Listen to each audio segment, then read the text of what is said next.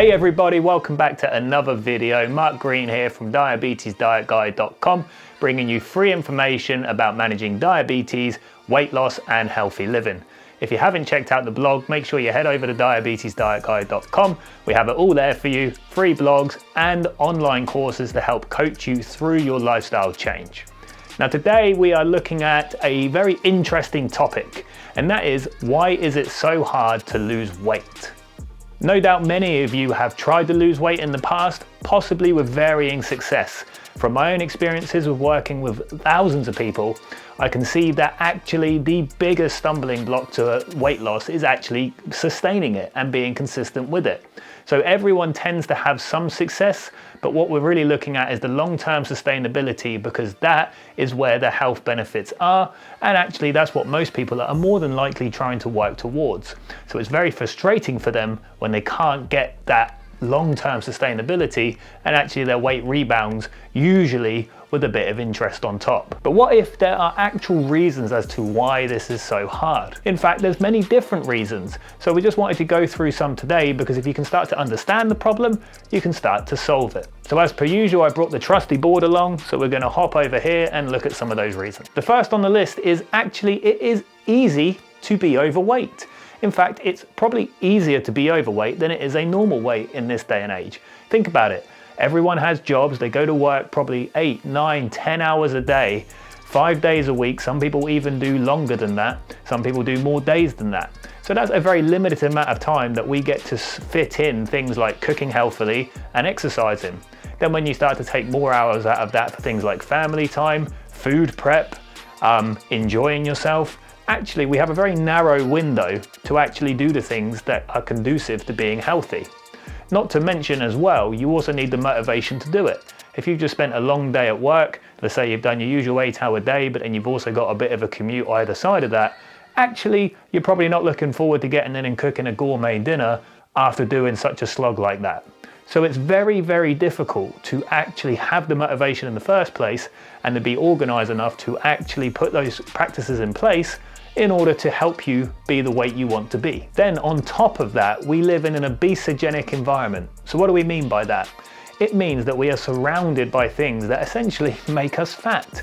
You go to the supermarket, you're surrounded by treats and cakes and biscuits and pastries. They pump the smell of freshly baked bread and treats into the supermarket to stimulate your appetite and your senses to make you want to eat this stuff.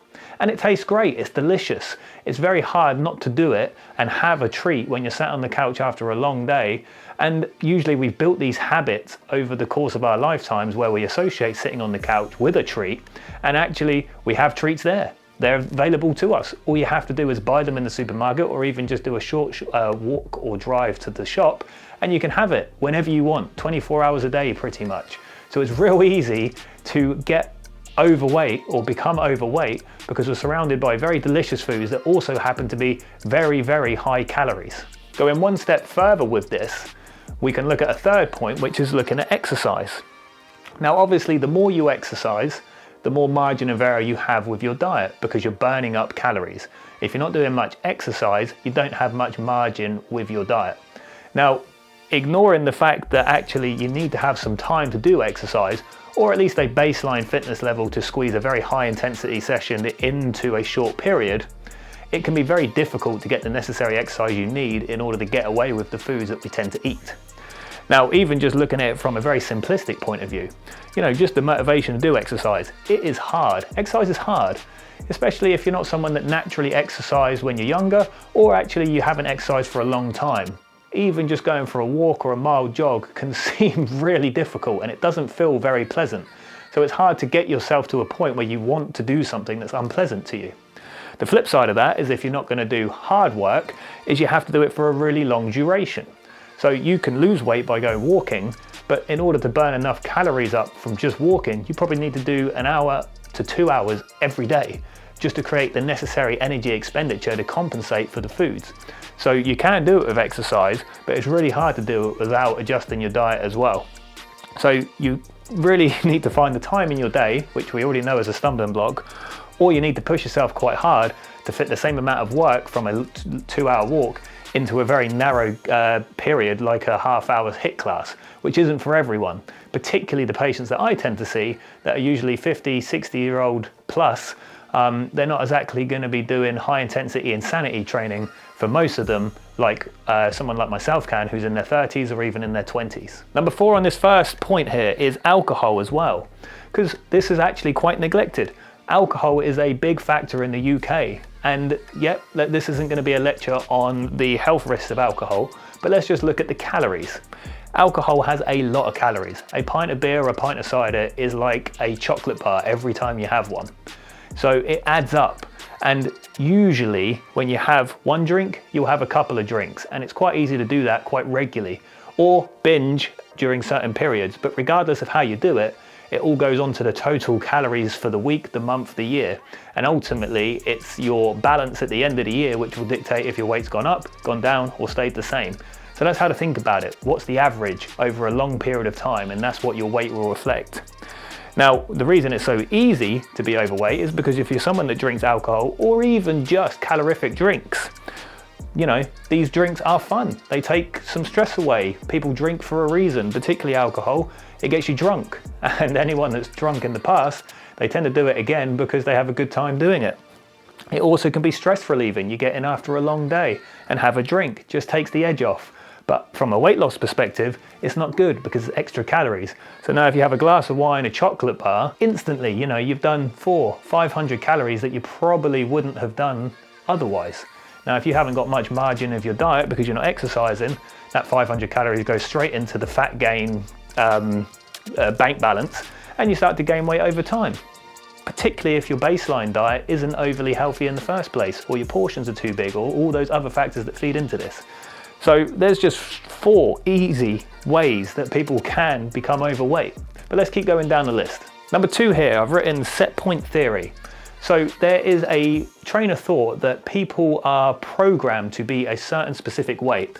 So you gain a certain amount of weight, and then when you try and lose that weight, your body has programmed itself to want to get back to where you were. It has hormones that circulate in your body that tell you whether or not you're hungry or not hungry.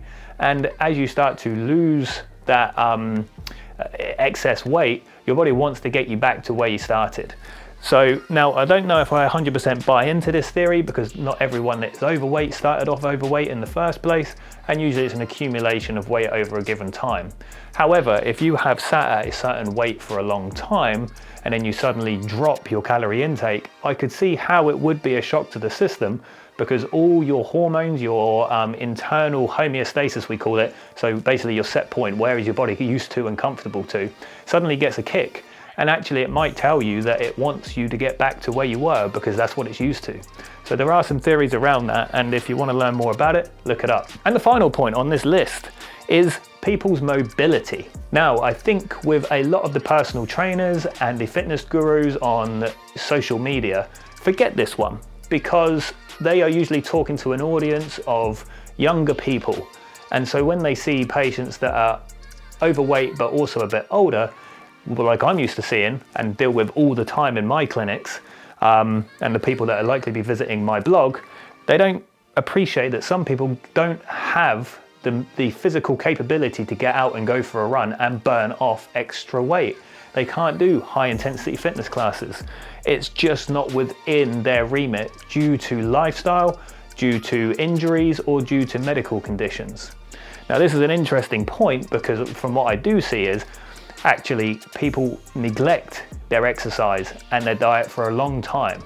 And so they start gaining weight over a number of years, and then they start getting into their latter years, 50s, 60-year-old patients, where actually the joints are starting to hurt, their health is starting to deteriorate, they're developing certain conditions like type 2 diabetes, cardiovascular disease, and the list goes on. And it gets to a point then where they can't undo the damage because their mobility has got so bad and their fitness levels are so low that then they cannot physically get themselves back. So they've almost crossed a threshold. There's almost a point of no return. So what I'm really keen to do with patients and people that visit the blog and sign up to the courses is get people before they reach that point. It doesn't mean that it's too late for you. You can still put things in place to help you turn back the clock, but it just might mean that it means to come more from the diet side of things and just doing what you can from the exercise perspective. But if you are lacking exercise, as I previously said, it makes the diet a lot harder, and it can make it a lot harder to sustain, which is a video I've done previously, where the less margin of error you have to eat less calories a day, and therefore it feels more like hard work when you're trying to do your diet.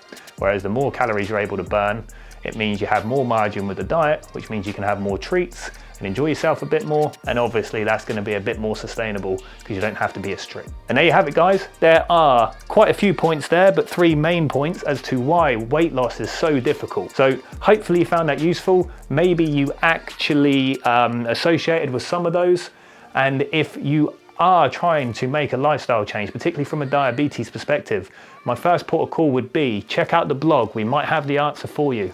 If you need an extra helping hand, check out the consultancy or the programs on the page. They are inexpensive options to help people with that extra need just to go the extra mile.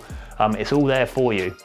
If not, make sure you subscribe, like the channel, because it really helps us out. And also, if you turn on the notifications, you'll see when we publish more videos to give you free information just like this to help you improve your lifestyle. So I'll leave it there, guys. Thanks for watching, and we'll see you later.